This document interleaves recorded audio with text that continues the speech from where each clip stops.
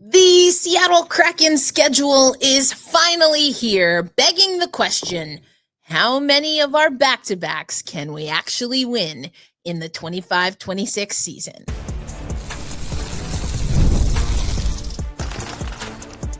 You are Locked On Kraken, your daily podcast on the Seattle Kraken, part of the Locked On Podcast Network, your team every day.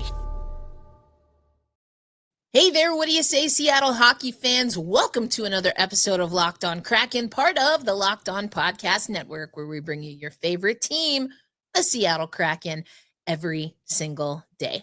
Erica L. Ayala here, your host of Locked On Kraken, also a contributor to CBS Sports, where I mostly talk women's basketball, every once in a while some hockey and other things here and there. Will be at the 2026 Olympics Milano Cortina in Italy. Very excited about all of the food that I'm going to get to eat. And of course, all of the hockey that I get to watch. Want to let you know, today's episode of Locked On Kraken brought to you by our friends at Game Time. So download that Game Time app, create an account, and use promo code LOCKEDONNHL for $20 off your first purchase. And you might want to head to Game Time because the schedule is here. It has arrived. And this is looking mean. Maybe not the most visible, accessible, friendly with the colorways, but this is looking hella fierce. And there was a little kind of teaser promo that we'll talk about. But the Seattle Kraken schedule is here. Of course, we know we're kicking things off in the month of October. We will have some preseason games, a preseason game in October. We'll talk about that. We've actually already talked about it, but we'll get into it a little bit more probably next month. Kicking off the season at home once again, not part of that triple header. I talked about that earlier in the week, but Anaheim is the first game. I was going to be a little, pompous, but we got to see how this Kraken team is looking. But we'll start with Anaheim and then end the season once again on the road, this time closing out with Colorado. As a matter of fact, a back-to-back, Vegas and then Colorado in April. And where this team is come April, well, that is to be seen, my friends. The schedule announcement is always exciting. It always takes me a few passes to kind of figure out everything. But the one thing that we're going to talk about, these bloody back-to-backs. We're going to talk about back-to-backs for sure. First, let's just and then I'll do an October deep dive. So that's what's coming up on today's episode. But first, let's just talk about the schedule overall. 5th season for your Seattle Kraken. They will kickstart the campaign, as I mentioned, taking on the Anaheim Ducks, and then will also take on the Vegas Golden Knights. You see that in October, there is a road trip, 6-game road trip. There will also be an extended road trip in March. Kraken are going to host 31 different opponents at CPA, including 13 games against division opponents, 12 against Central Division opponents, and 16 versus the Eastern Conference. Of the 41 games at Climate Pledge Arena, 14 will be held over the weekend. And this I found interesting in the press release. Based off fan feedback, Kraken moved their Sunday home games to an earlier start time, 5 p.m. PT, previously 6 p.m., and have a 1 p.m. contest on Sunday, January 25th versus the New Jersey Devils. The longest home stands of the season are 6 games, as I mentioned. There's one, I mentioned the road trips. The home stands, are January 19th through 29th, 2026, February 28th through March 12th. January is also a compact month for the Kraken, 17 games, including 9 at home. There are 13 back-to-backs. We'll talk more about the back-to-backs in the next segment, but back-to-backs. back-to-backs here. Now, the Olympics, of course, are coming up. So there will be a break in the schedule. The men's tournament will run from February 11th through 22nd, 2026. Um, they talk about the arenas in the press release that the men's tournament will take place in. We'll get into all of that a little bit more because I will be there. So, it will be a break from NHL action, but there will be NHLers on the ice, including Philip Grubauer. We know Gruby is going. So that's exciting. Some Seattle Kraken representation at the Olympics. Here's hoping Philip Grubauer. I just want good things for him. I really didn't like how things went down. It just seemed a little underhanded. I don't know. I haven't loved what Philip Grubauer has given to the Seattle Kraken at all times. And, the gentleman, the German gentleman. And I don't know that he was always treated as a gentleman, but I digress. I will get over it at some point, I'm sure. But I'm excited. Philip Grubauer. And so in 2022, that was my first ever Olympics, first Winter Olympics. I got to cover Matty Beniers at the Olympics, as well as the entire women's tournament. That was super exciting. So I hope that, we get to see, well, we will have some players that have been affiliated with the Seattle Kraken. Talked about that on a previous episode. But I'm curious to see what the rest of the pool looks like. I think it's going to be a hard go for NHLers are going. Beniers, is he going to get a call again? Probably not. But you never know. Joey Dax obviously was at World Championships. So was Beniers. Riker Evans for Canada, of course, Brandon Montour.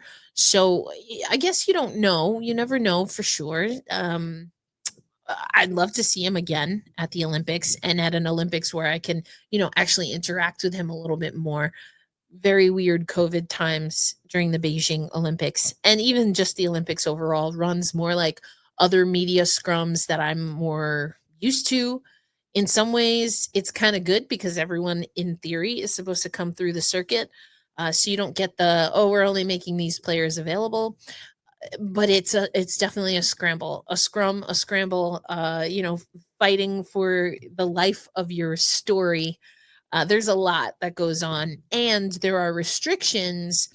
So, for example, there will be days where I will be in the media scrums with the specific assignment I have. I think some of my everydayers and OGers, you've heard me talk about this before, but there'll be certain assignments that I'll have for both women's and men's hockey that give me different access than when I'm going as Black Rosie Media, which is my company, which the contract that I have to do this show is a part of Black Rosie Media. Anyway, so even access is really, really different. And you have to be really innovative in how you present, especially when you have video, podcast, social media, all that. The Olympics is not really caught up with that. They really hang on to rights super, super duper duper hard, which I think is also a part of the conversation as to why maybe a little bit more of the main reason why the NHL hasn't wanted to partake. They won't own the rights to any of the players that are playing in the Olympics. I don't know if they've been able to not circumvent, but maybe come to an agreement with the IOC. But the rights, media rights holders and categories and access is very stringent, is also very outdated. So I was at the Paris 2024 Olympics, and I can speak for Team USA. But Team USA, for the first time, really leaned into influencers. And so they used the media access of literally Team USA, which is the U.S. Olympic Paralympic Committee, basically, but USOPC. So they kind of are giving access to social media like influencers and things like that. They're giving access through the federations effectively. So I wonder if we'll see that open up eventually. I didn't really mean to get into the nit and grit of media at the Olympics, but it is really fascinating. Actually, there's really I kind of nerd out about this stuff, but the Olympics and their sponsors, they're so stringent that there have been times where Olympians have been sponsored by, insert company name, by Black Rosie Media. Maybe one day. Well, hey, never say never. But anyway, just for this hypothetical, Black Rosie Media sponsoring, Matty Beniers, who knows? And because of the way that rights holders and official partners and all of that stuff happens, those athletes haven't been able to wear those brands if they're not a part of the official. It's really complicated. So for some of like your independent athletes that technically everyone has to go through a federation, but not all federations really support financially the training, the qualifications, etc. Not, for these athletes. So for them not to be able to show their sponsors is like this. It's gnarly, man. Anyway, we can talk about it more. These are probably just topics that I'll have to rattle through while I'm in Italy, in between all of the pasta and I'm gonna eat and the wine I plan to drink. I'll try to do a little bit more of this for y'all. But anyway, getting back to the schedule, the Seattle Kraken, we know, are again finding themselves, I think, in an uphill climb.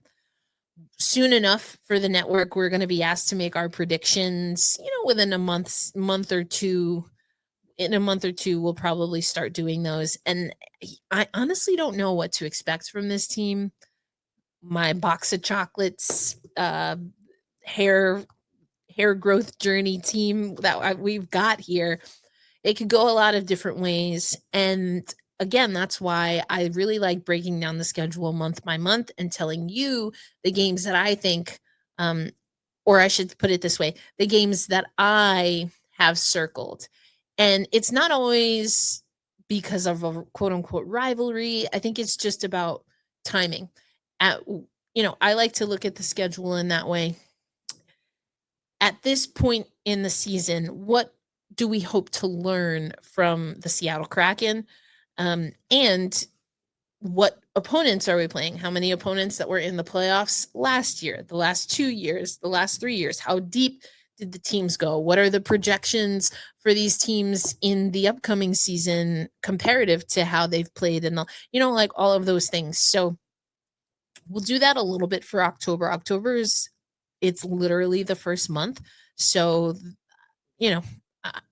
I think my picks for games to watch and games to circle are going to be pretty straightforward.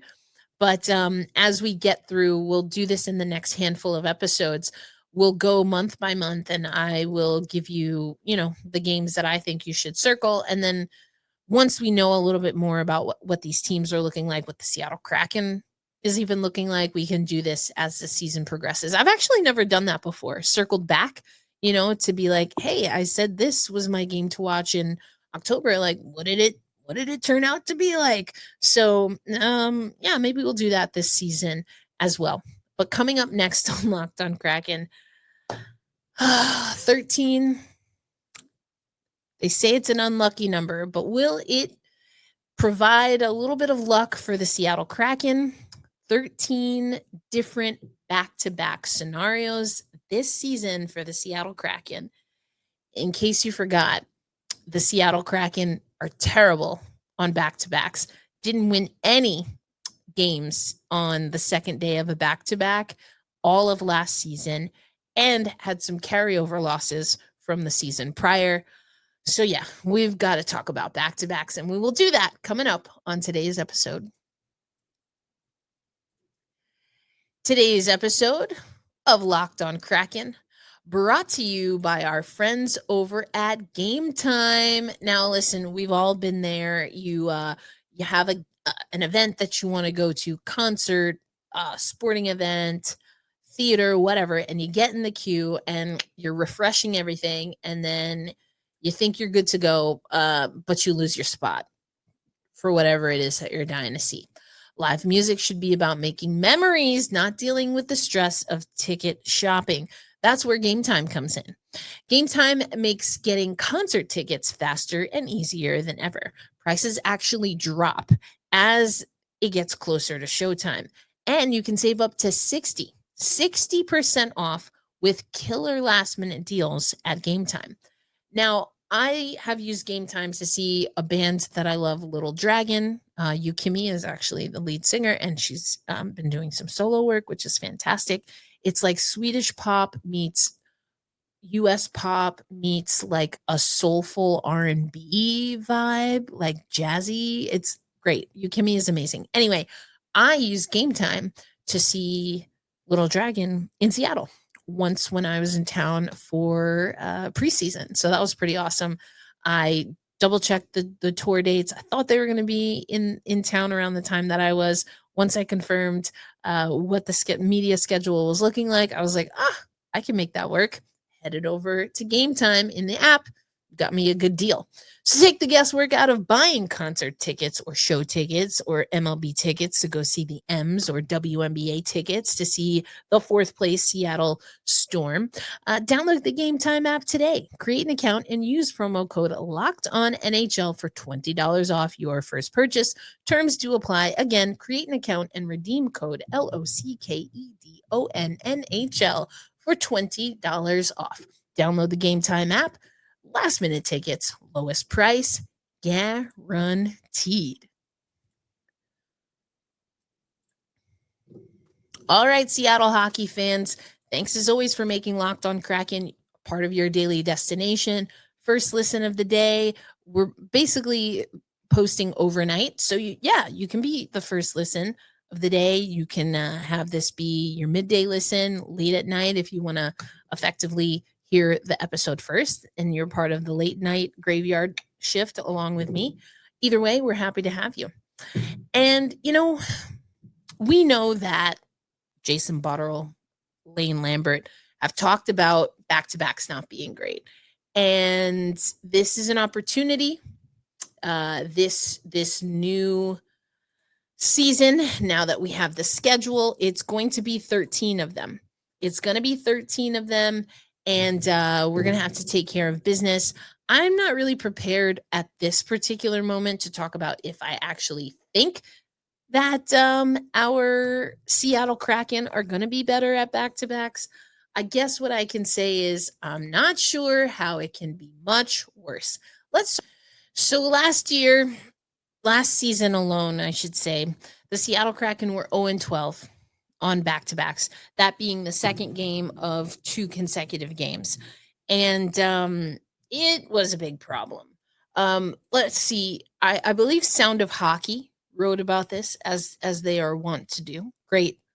If you're not reading, listening to Sound of Hockey, you got to get it together. But so prior to the last back-to-back of the season, the Sound of Hockey wrote that if you looked at their back-to-backs, the league average 0.9 points per back-to-back game. The Kraken didn't score any points in back-to-backs. Quote, if the Kraken had just played to the league average in those games, they'd have 10 more points. So if they could have found a way even to just get the quote-unquote loser point, if they were going to lose the second game on a back-to-back anyway, but they couldn't even muster that. Like, some of these were really horrific losses. And yeah, fatigue for sure. Absolutely. Completely understandable. And like, back-to-backs are just going to be a part of the NHL. And the Seattle Kraken have 13 sets of back-to-backs, including in October, which we'll talk about a little bit. Can you point to the lack of confidence in Philip Grubauer at stretches in the season as why the Seattle Kraken weren't great at back-to-backs? I think it's plausible. I think you have to talk about the consistency or the inconsistency of the Seattle Kraken as another factor. I think you have to talk about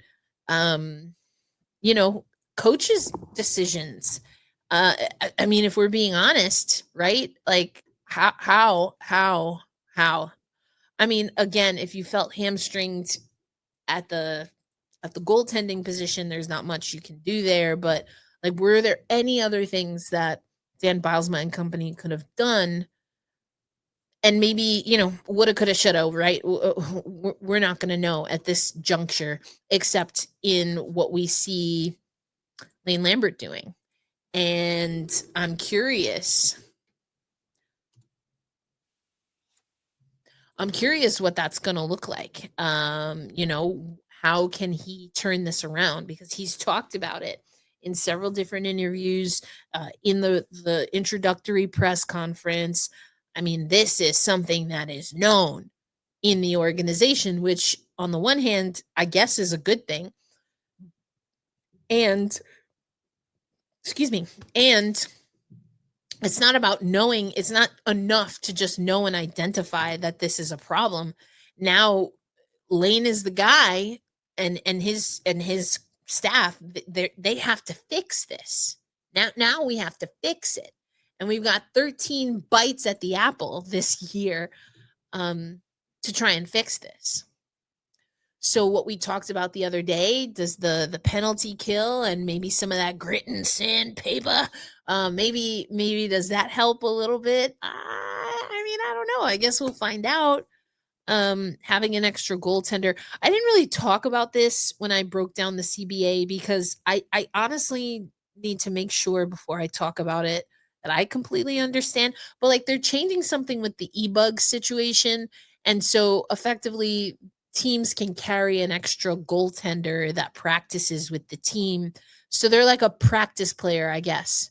Or kind of like the taxi squads that some people talked about during the COVID seasons. I think, but again, the different articles that I was reading, I just want to do a little more recon on that. But that's what it sounds like to me. Anyway, does that help in a back to back or with 13 back to backs? I don't know. Maybe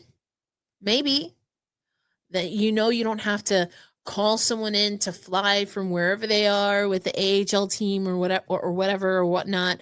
You have someone that's baked in, has been practicing with the team, has been around the team. I mean, that's what it sounds like to me, which I've seen in other hockey leagues, chief among them women's hockey leagues. So yeah. I mean, maybe that helps with the back to backs. So I'm going to be watching for goaltending. Very much so. Very much so. How much are you going to really tweak the roster? Is that something you could do? How many folks do you have that you are utilizing as a healthy scratch that could potentially help and slot into the roster on night number 2? That you got to have trust and faith in the folks on your squad. So again, how this team is going to be built, it's interesting. It's going to be interesting. Before we close out today's episode, I want to do a deeper dive into October. I'm going to give you 2 games. Like I said, they're going to be pretty straightforward, because it's the first month of the season.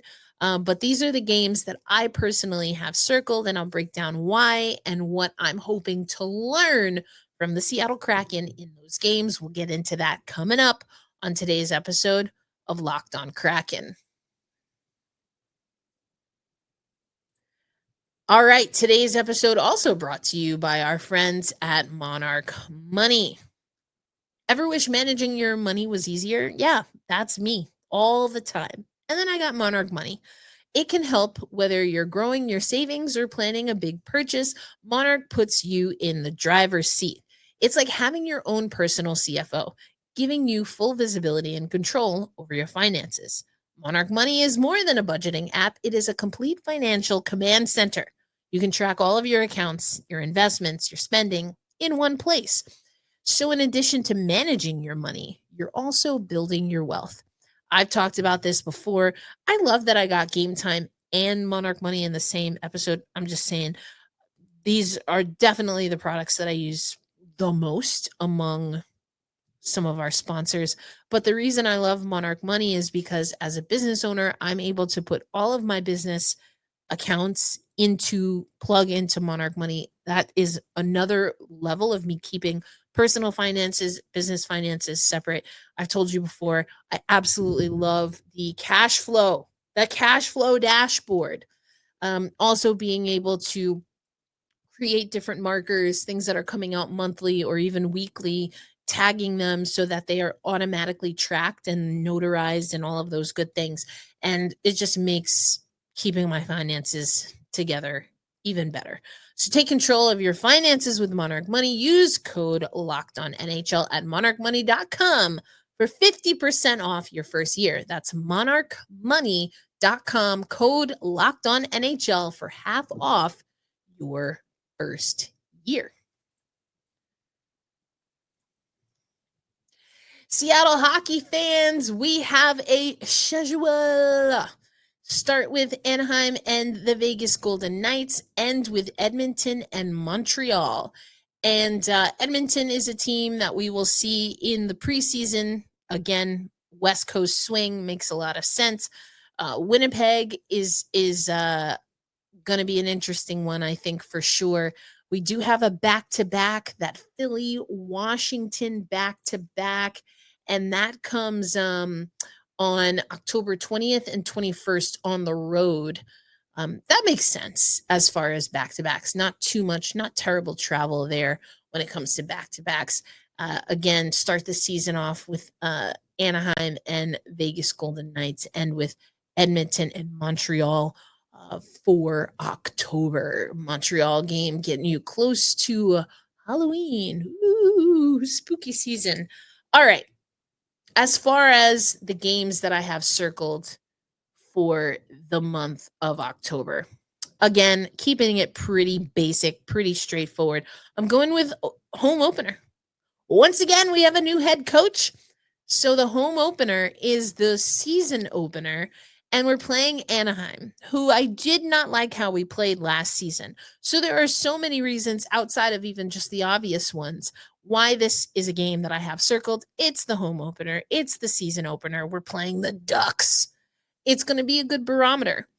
It's going to be a rough game, I think. Another thing about the CBA, which I really didn't like, is that training camp preseason shorter. It's already super effing short as far as I'm concerned. And there's not enough time for conditioning things. I cover the WNBA. I never thought I'd see a league that has the WNBA preseason is almost non-existent as well. But training camp is, I think, a little bit longer. I get it. Guys want to play more games, etc., etc. But when you cover a team like the Seattle Kraken, I just really think they need as much practice as possible. Oh, we talking about practice. Anyway, I've spewed my anxieties all over the interwebs. Anaheim, I've got circled for sure. For obvious reasons that we talked about in the last segment, this is a twofer. Can you guess? Yes. The first back-to-back. Philadelphia on the 20th, Washington on the 21st, have those circled. Washington we saw in the playoffs. Philly we've seen in the playoffs in the last handful of seasons, but not really like a strong push from Philly. So on the one hand, you're thinking we have a chance against Philly. Have to see a little bit more about how Washington is built. But again, made a push last year. That's the game that, you have to show up. And of course, it's the second game of a back-to-back, which is not good territory if history, aka last season and a little bit of the season prior, tells us anything about this Kraken team. So are we going to know? This is a question for sure. Are we going to know if the Seattle Kraken are better equipped for back-to-backs in the month of October? Maybe yes, maybe no. Either way, it's just that one. We'll have to see if whatever they do well can carry over. Momentum, baby. Can it carry over? Or if it's a complete wash and disaster, what are they going to learn? What can we go back to the whiteboard and say, oh, yeah, I'm not doing that again? So that's why I've got that one circled. And then the last game, first game of the month, which is also the first game of the season, last game of the month, which is the last home game in October on the 28th. Can we show improvements? Are we getting into stride by that Montreal game? That's why I have those scheduled. Vegas is going to be interesting. Mitch Marner is there now. I mean, there's been movement here and there. So the teams specific, again, we'll circle back there, but just going off of vibes, right? Coming from the Kraken perspective, I've got the first game of the season circled. I've got the last game of the month circled and the first back-to-back. Those are the obvious ones, but let me know in the comments between our we take on Anaheim twice. Excuse me. We take on Montreal twice. Anaheim, Vegas, Edmonton, Winnipeg, Ottawa, Philadelphia, and Washington. Is there a game in the month of October that you have circled other than the ones that I said? There's also a preseason game against Edmonton in the month of October. So we'll technically see them twice, but preseason's a little different, especially late in the game. That's our show, folks. Thank you, as always, for tuning in to Locked On Kraken, making us a part of your daily destination. If you're not already, follow the Locked On NHL channel, and on Saturdays, you get to hear me talk about women's hockey for the Women's Hockey Report, co-hosted by Rachel Donner, who is your co-host of Locked On Flyers. But Erica L. Ayala, that's me, your host of Locked On Kraken, reminding you to be kind to yourself, be kind to others, and we hold fast, we stay true, and we anchor down with our boys, saying, let's go Kraken. I will catch you on the next episode where we'll talk about the month of November. Also, later this week, if not tomorrow, Thursday, then Friday for sure, going to take you back to a conversation our goalies had on mental health. I'm doing a little travel, so I thought it would be a nice time to go back to that with our Tegna partners over at King 5, doing fantastic features and whatnot. So that's what's coming down the docket. Until next episode, again, be well, and I'll catch you soon. Peace out, everybody.